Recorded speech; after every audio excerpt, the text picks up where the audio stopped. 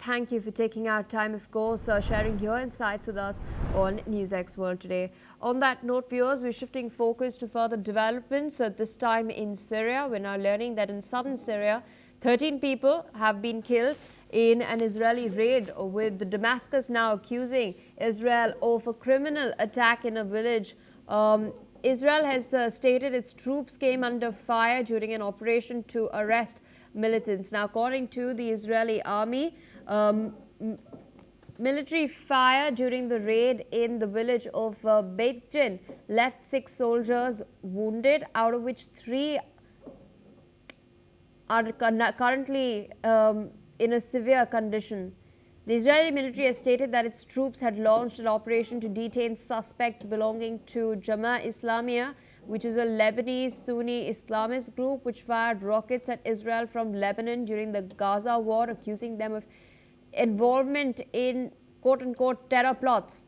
The IDF has also described the raid as part of routine operations in the area in recent months. With us on the broadcast is Major General A.K. Siva, geostrategic expert, joining us from New Delhi. Thank you so much for taking our time and speaking to us.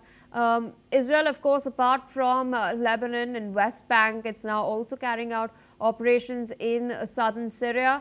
13 people have been killed in this raid. The IDF claims that it's lost 6 of its soldiers. What do you make at the outset of this particular action in southern Syria? We've seen, with the ouster of Bashar al-Assad and al-Sharana coming to power, there's been an outreach by the West as well to sort of normalize ties with Syria. In context of that, how do you view the Israeli action? Yeah, see, 2-3 issues stand out. One is, as far as Israel is concerned, Israel has taken a Golan Heights, which overlooks Syria, and thereafter, when Assad government fell, that is the time they have gone slightly toward the north and made a buffer zone. They always felt that there are certain militant groups which are operating from Syria, and they are trying to now dislodge or trying to create problem in Golan Heights.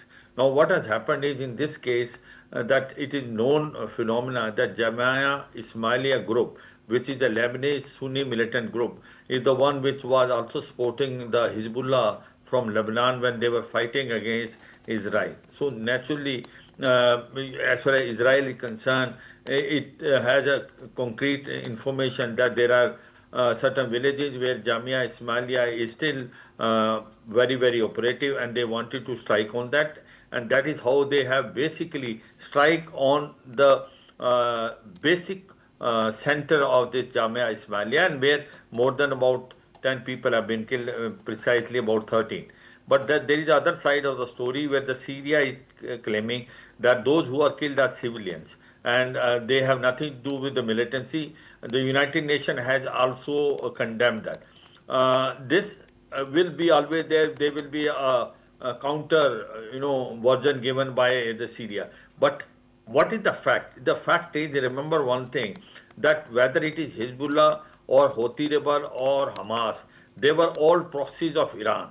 And the Iran was basically supplying them weapons and financial aid and all. And this weapon route to Hezbollah was basically from Iran to Iraq, and then to Syria, and then to Lebanon.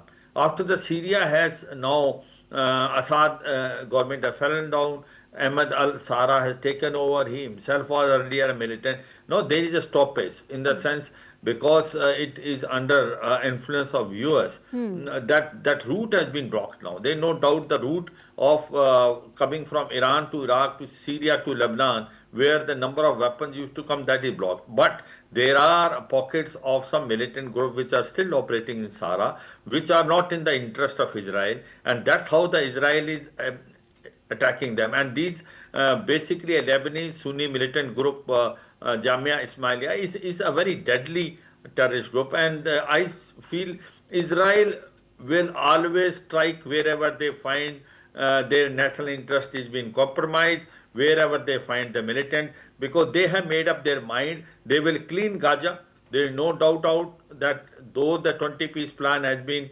already accepted, but they are making sure that the Hamas, which are remnants of Hamas, They also complete. They have a control in West Bank. They are now striking against Hezbollah in Lebanon and also Houthi rebel in Yemen.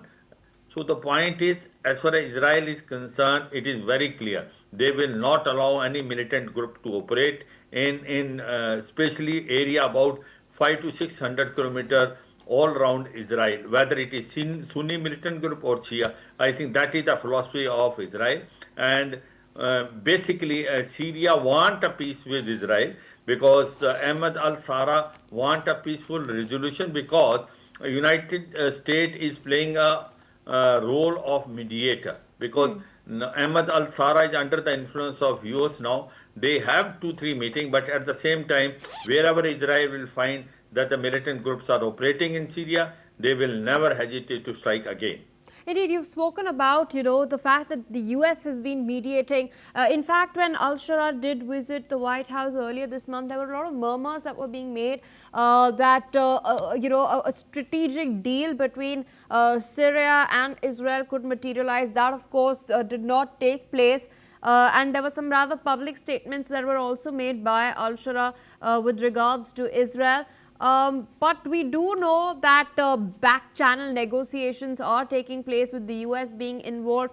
In your assessment, when could we see a strategic deal being chalked out in the upcoming months? It seemingly looks that say in a near future, you will find some sort of ceasefire as well as a deal will be signed between Syria and Israel because this is basically brokered by the US and US is putting a pressure. Because remember that when Assad government was there, that is the time when Syria was totally against Israel, and that is where the weapon used to be smuggled from Iran, Iraq, and Syria. Now, after Ahmed al-Sara has come, he wants to improve the relationship with Israel, and US also want both Syria and Israel to have negotiation. The back channel diplomacy is already going on. To me, it looks like that in very near future they will sign some sort of a contract wherein both the sides will understand. But Israel will like to have some sort of a buffer zone between Golan Heights and Syria.